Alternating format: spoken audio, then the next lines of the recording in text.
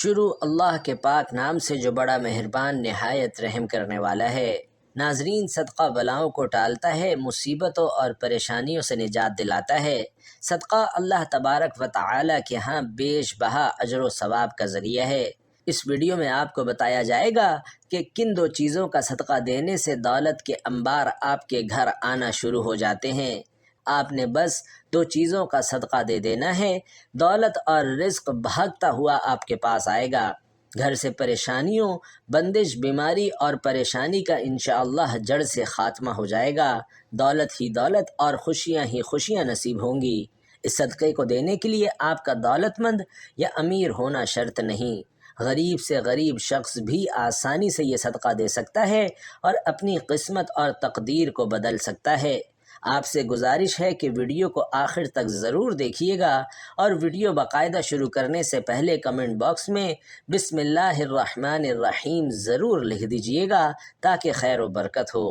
معزز بھائیوں اور بہنوں، آج کی اس ویڈیو میں آپ کو اسلامی تعلیمات کی روشنی میں 3 ایسے صدقوں کے بارے میں بتایا جائے گا جن میں سے صرف آپ کوئی سے بھی 2 صدقے دینا شروع کر دیتے ہیں تو آپ کی تقدیر اور قسمت ایسے بدلے گی کہ آپ کو خود بھی یقین نہیں آئے گا۔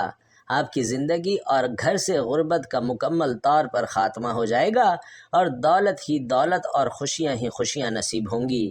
اس کے لیے آپ نے بس ان 3 چیزوں میں سے کوئی سے بھی 2 صدقوں کو دینا شروع کر دینا ہے، اور اس کے لیے آپ کو نہ تو زیادہ پیسوں کی ضرورت ہے اور نہ ہی آپ کا دولت مند ہونا ضروری ہے۔ اگر آپ کے گھر میں کوئی شخص بیمار ہے یا بیماری تھی تو آپ کے گھر سے انشاءاللہ بیماریوں کا خاتمہ ہو جائے گا۔ آپ اور آپ کے گھر والے بلاؤں اور مصیبتوں سے دور رہیں گے اور اللہ کی پناہ میں آ جائیں گے۔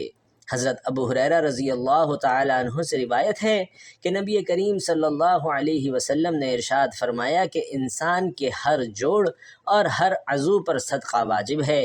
اسی طرح ایک دوسری جگہ آپ صلی اللہ علیہ وسلم نے فرمایا کہ تم میں سے جو آدمی بھی صبح کرتا ہے یعنی صبح کا سورج دیکھتا ہے تو اس کے ہر جوڑ پر صدقہ واجب ہو جاتا ہے۔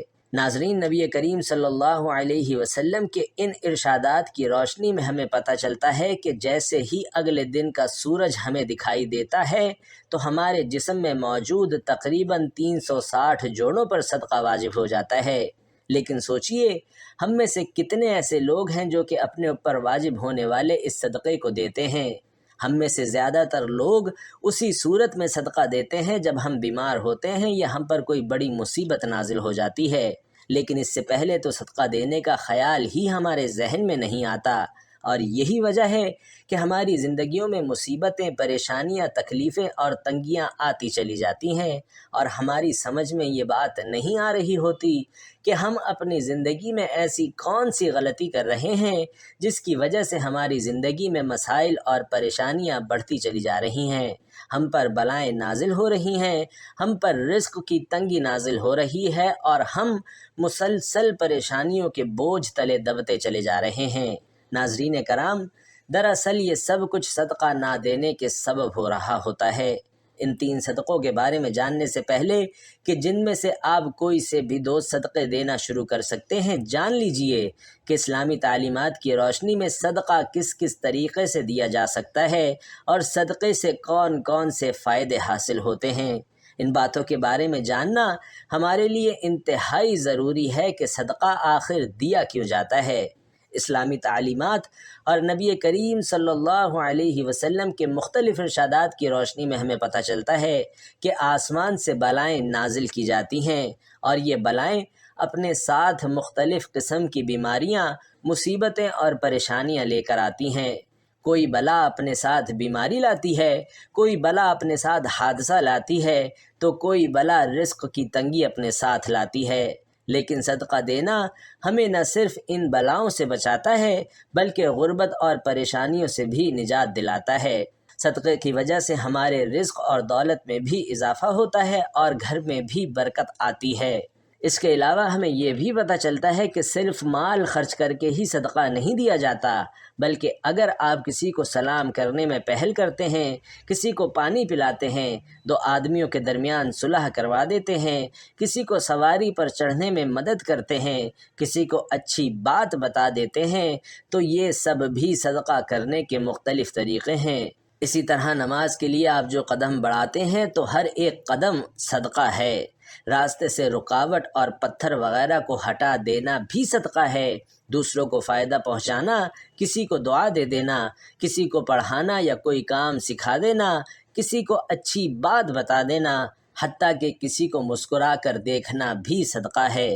کسی مصیبت میں پھنسے انسان کی مدد کرنا، وقت نکال کر اپنے ماں باپ کے ساتھ وقت گزارنا، کسی کی طبیعت کے بارے میں دریافت کرنا، بیمار کی عیادت کرنا، کسی پریشانی یا آزمائش پر صبر کرنا، نیکی کا حکم دینا اور برائی سے روکنا، کسی کی غلطی کو معاف کر دینا، اس کے باوجود کہ آپ کے پاس اس کو سزا دینے کا مکمل اختیار موجود تھا۔ یہاں تک کہ اپنی بیوی کو اپنے ہاتھوں سے کچھ کھلانا اور اس سے پیار محبت کی باتیں کرنا بھی ناظرین کرام صدقے میں شمار ہوتا ہے۔ پیارے آقا صلی اللہ علیہ وسلم کا ارشاد مبارکہ ہے کہ جو انسان صدقہ نہیں دیتا وہ کبھی بھی آگ سے آزادی نہیں پا سکتا۔ جس کام کا آغاز بھی صدقہ دے کر کیا جاتا ہے اس کام میں برکت اور اللہ کی رضا شامل ہو جاتی ہے۔ معزز بھائیوں اور بہنوں، میں اس ویڈیو میں آپ کو 3 صدقوں کے بارے میں بتا رہا ہوں۔ ان 3 میں سے بس آپ نے کوئی سے بھی 2 صدقوں کو دینا شروع کر دینا ہے اور 7 دنوں کے اندر اندر آپ کو ان 2 صدقوں کے کرشمے اور کرامات اپنی آنکھوں سے نظر آ جائیں گے۔ جو شخص یہ صدقے دیتا رہتا ہے اس کی زندگی میں کبھی بھی دولت کی کمی اور رزق کی تنگی کے مسئلے مسائل نہیں آتے۔ رزق اور دولت اس پر برستی رہتی ہے۔ پہلا صدقہ یہ ہے کہ کسی بھی چوپائے کو کھانا کھلا دینا یا پانی پلا دینا۔ چوپائے ان جانداروں کو کہتے ہیں کہ جن کی 4 ٹانگیں ہوتی ہیں، جیسا کہ بلی، کتا، بکری، گائے یا دوسرے 4 ٹانگوں والے تمام جانور اس میں شامل ہیں۔ تو جو شخص بھی اپنی حیثیت اور توفیق کے حساب سے کسی بھی چوپائے کو کھانا ڈالنا شروع کر دیتا ہے، بشرطے کہ وہ چوپایا اس کی اپنی ملکیت نہ ہو۔ آپ اپنی مرضی سے کسی بھی چوپائے کو کھانا یا پانی وغیرہ ڈال سکتے ہیں۔ ایک شخص حضرت علی رضی اللہ تعالی عنہ کی خدمت میں حاضر ہوا اور عرض کی، یا علی رضی اللہ تعالی عنہ، میں روزانہ کام پر جاتا ہوں اور سخت محنت کرتا ہوں، لیکن پھر بھی غربت میرا پیچھا نہیں چھوڑتی، میں کیا کروں؟ حضرت علی رضی اللہ تعالی عنہ نے اس شخص کی جانب دیکھا اور ارشاد فرمایا کہ اے شخص، تم اپنے رزق میں سے اللہ تبارک و تعالی کی غیر مخلوق کو دینا شروع کر دو، اللہ تعالیٰ تمہاری غربت اور مفلسی کو ختم کر دے گا۔